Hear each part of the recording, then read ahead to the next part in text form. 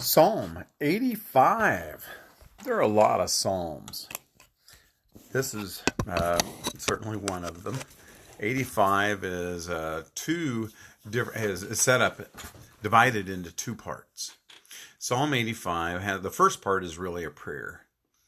A prayer asking for God to come and hear, listen, restore, revive us again, O Lord. Now, not all people are into that. But people who do fear the Lord do. So, this psalm gives us first a prayer. It's asking God to come back, listen, help us out. And then the second part is kind of giving us some reassurances that yes, He will, and that if we're on track, then God will be here. God's mercy will come. So will His graces, which is a lot of gifts. You showed favor to your land, O Lord. You restored the fortunes of Jacob. You forgave the iniquity of your people and covered all their sins. So you set aside your wrath and you turned from your fierce anger. Restore us again. Forgive us again.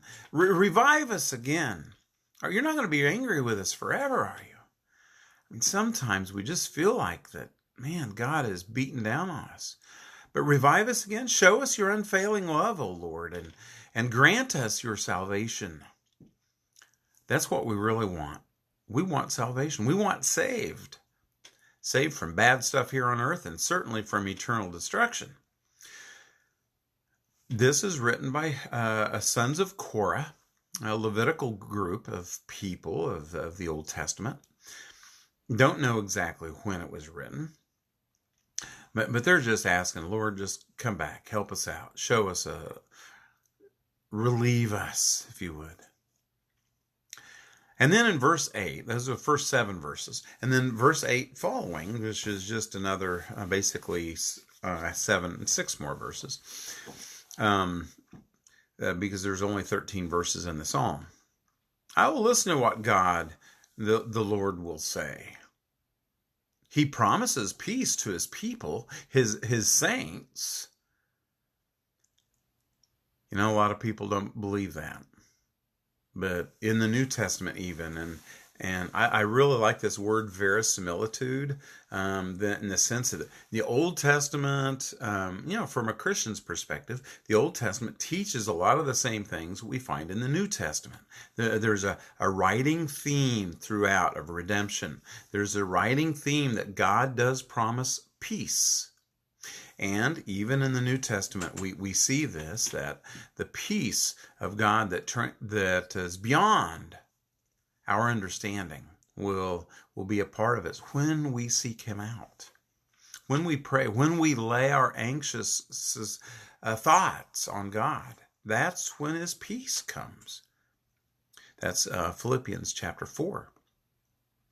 Here in verse 8 of Psalm 85, he said, God promises peace.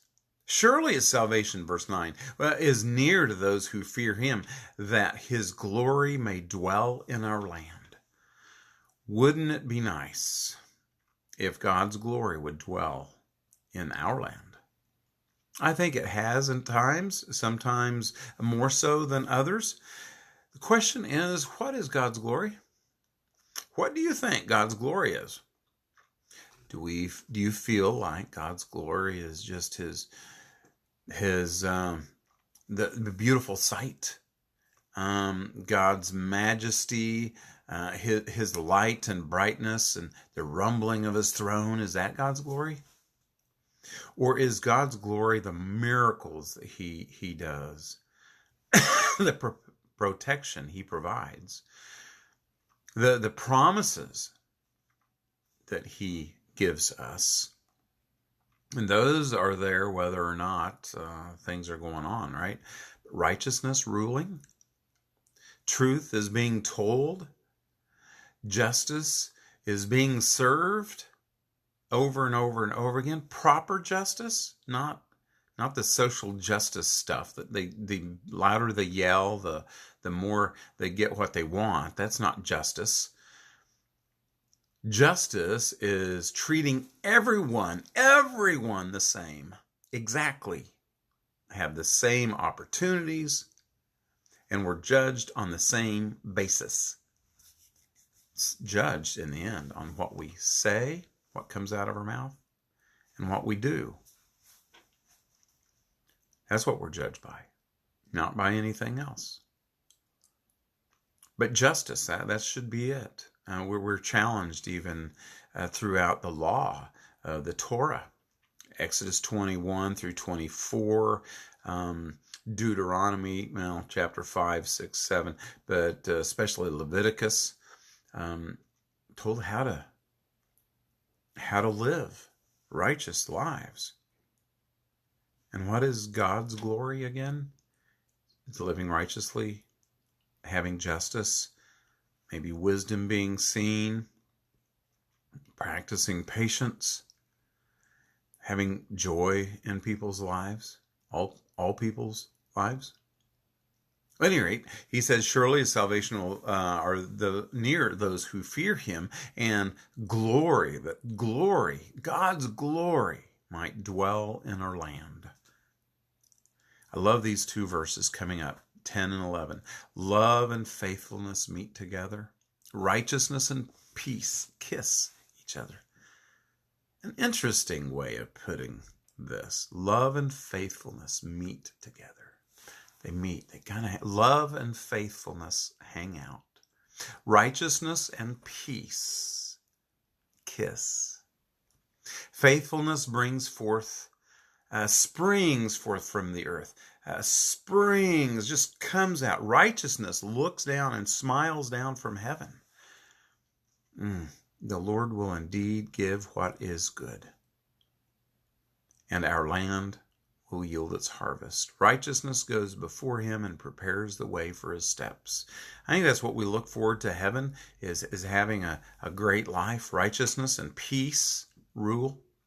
I think we'll better understand truth and certainly law and order, and justice reigns supreme because God is the ruler.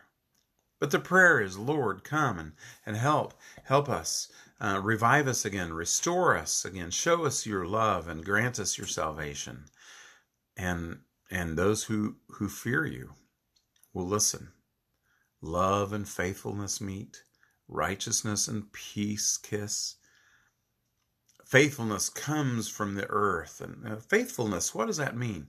It means that we keep our promises, all of our promises. I'll be there at 3, I show up at 3. I'll give you this amount, I give you that amount. Hey, if you buy this, I'll do this. We keep our promises.